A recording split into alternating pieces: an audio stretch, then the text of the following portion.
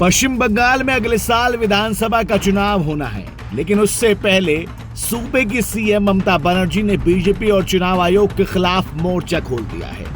हाल ही में ममता बनर्जी ने आरोप लगाया है कि बीजेपी ने एक एजेंसी को बंगाल भेजा है, जो राज्य के वोटर्स को हरियाणा, गुजरात, राजस्थान, यूपी और बिहार के वोटर्स से बदल रहे हैं। ममता बनर्जी ने कहा कि वोटर लिस्ट में बड़े पैमाने पर छेड़छाड़ की जा रही है। उन्होंने चुनाव आयोग के सामने धरने की भी चेतावनी दी है। सवाल ये उठता है कि ममता बनर्जी का ये आरोप महज आरोप भर है या वोटर लिस्ट में उत्तर भारत के लोगों के दखल का आरोप लगाकर ममता बनर्जी एक नया नैरेटिव सेट करना चाहती हैं, या फिर इसमें सच्चाई भी है। ममता बनर्जी ने अपने भाषण में कहा था कि पश्चिम बंगाल की मतदाता सूची में हरियाणा, राजस्थान समेत उत्तर भारत के कई राज्यों के लोगों के नाम डाले जा रहे हैं। यह ऑनलाइन किया जा रहा है। भाजपा नहीं चाहती कि बंगाल में उसकी संस्कृति बरकरार रहे। वोटर लिस्ट में छेड़छाड़ के बहाने ममता बनर्जी ने बंगाली अस्मिता का दांव खेला है। 2021 के विधानसभा चुनाव में भी ममता बनर्जी ने ये दांव खेला था और पीएम मोदी और अमित शाह जैसे बड़े बड़े बीजेपी नेताओं को बाहरी करार दिया था। इस बार ममता बनर्जी इस दांव को 1 साल पहले ही खेल रही हैं। दरअसल बंगाल की सियासत में बीजेपी के पास कोई बड़े सूबे का चेहरा नहीं है। बीजेपी अक्सर बांग्लादेशी प्रवासियों और उत्तर भारत के खास तौर पर यूपी, बिहार से गए वोटर्स को साधने की राजनीति कर रही है। ऐसे में ममता बनर्जी का ये दांव और बंगाली अस्मिता की बात उनकी एक रणनीति का हिस्सा है।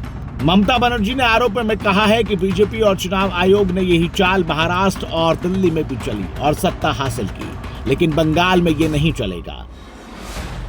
हमने उनकी चाल पकड़ ली है। दरअसल दिल्ली में अरविंद केजरीवाल ने भी फर्जी वोटर्स का मुद्दा उठाया था। महाराष्ट्र में भी ये मुद्दा उठा था। हालांकि दिल्ली में केजरीवाल ने इस मुद्दे को ऐसे समय में उठाया था जब चुनाव पीक पर था और केजरीवाल के खिलाफ माहौल दिखने लगा था।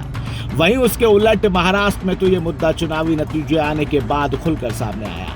लेकिन बंगाल के चुनाव में अभी 1 साल का वक्त है। ऐसे में ममता आक्रामक होकर इस मुद्दे को उठा रही हैं और धरने की चेतावनी के बहाने वो बता रही हैं कि वो बर्दाश्त के मूड में बिल्कुल भी नहीं है। झारखंड विधानसभा चुनाव की तरह ही बीजेपी पश्चिम बंगाल में भी अवैध बांग्लादेशी प्रवासियों के मुद्दे को उठा सकती है। पिछले चुनाव में भी बीजेपी को बंगाल के आदिवासी प्रभाव वाली सीटों पर फायदा हुआ था। ऐसे में बीजेपी की इस प्लानिंग का काउंटर करने के लिए ममता ने उत्तर भारतीयों के दखल का मुद्दा उठाया है। उसे राज्य की संस्कृति से जोड़ा है। पिछले विधानसभा चुनाव में बीजेपी के खिलाफ ममता बनर्जी ने आक्रामक प्रचार किया था। उन्होंने खेला होबे का नारा दिया था। इस बार फिर उन्होंने 2026 में पिछली बार से बड़ा खेला होबा। ममता बनर्जी अपने सख्त फैसले और आक्रामक रवैयों के लिए जानी जाती हैं।